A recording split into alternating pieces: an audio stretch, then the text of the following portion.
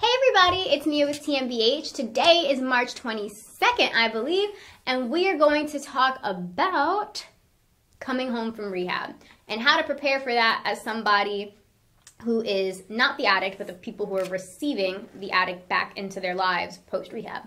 So really, it's just kind of one piece of advice, like one piece of advice with multiple steps.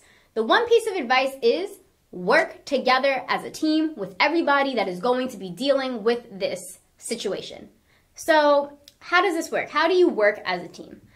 I would say, first of all, it starts with a person who I would say is the team captain. Team captain should be whoever's going to have the most influence on this person's day-to-day life. So I'm just going to give you an example. You guys can fit it into whoever is going to be the person who is taking care of the addict post-rehab.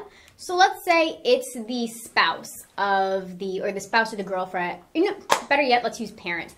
Let's say it's the mom and dad of the person who's coming out of rehab, right? So you're the parents. Let's say we'll pick mom as the responsible one, the person who's going to have the most influence. This is the person between mom and dad. Mom is the one that the kid listens, not the kid, but that the person listens to the most, that is able to kind of get through to them the best, and mom is the one that they're living with. So again, that's just kind of the most influence on their day-to-day life. So as the team captain, what you want to do is figure out who this person's going to be coming into contact with after they get out of rehab. So you might want to include, if that person has a significant other that they're with, them, children of theirs.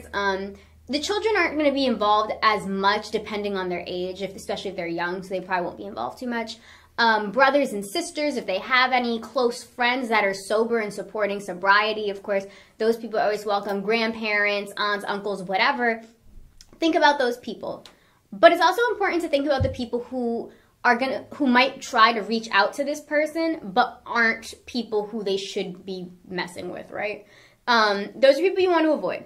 The people who are going to be beneficial, however, those people are who you're going to call your support network. These are going to be people that are going to be involved in this person's life and who are going to take some responsibility in making sure that this person is working towards sobriety, right? So as a team, the advice that I would have for you guys and what you guys should do, like I said, first thing, pick a team captain. Once you have a team captain, pick the people who are going to be in this person's kind of daily life, their circle.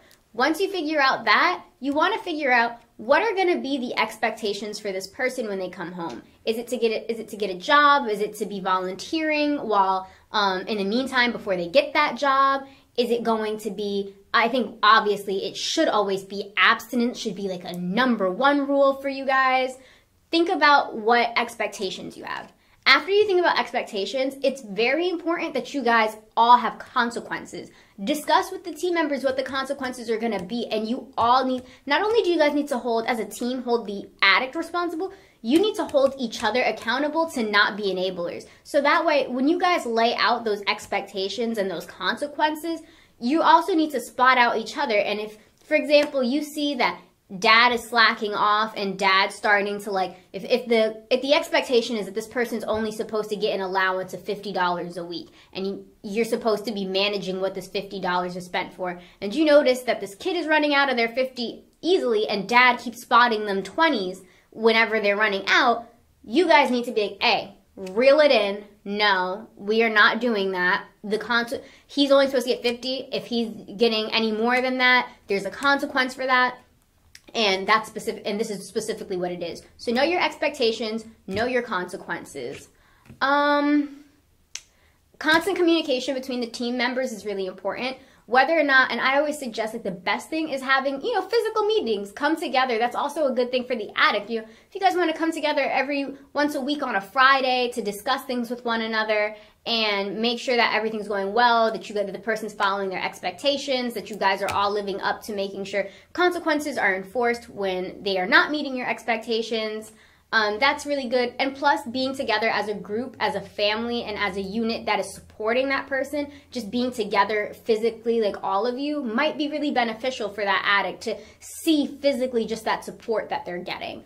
But if you can't do that, just having a group chat where you guys are keeping each other up to date with your shared experience with this person, keeping in contact with what's been going on and how you guys have been dealing with it, that stuff is all really important. So this is just a brief video. So that's pretty much all I'm going to say about this for right now. Again, if you guys have any questions, if you guys want anything to be expanded on, just comment below, let us know, and we will discuss it further. If it's that pressing, we might even make another video for it. Otherwise, just make sure to check out our morning video, which does relate to this topic. You can read the content in it. It's pretty decent, I would say, because I wrote it, so I'd hope it'd be decent. We're going to link you guys to the morning video in this video. I say we, not really we. I don't do that part. And I will see you guys here tomorrow at 1 o'clock for Freestyle Friday, the day before the weekend. Yay! See you guys tomorrow.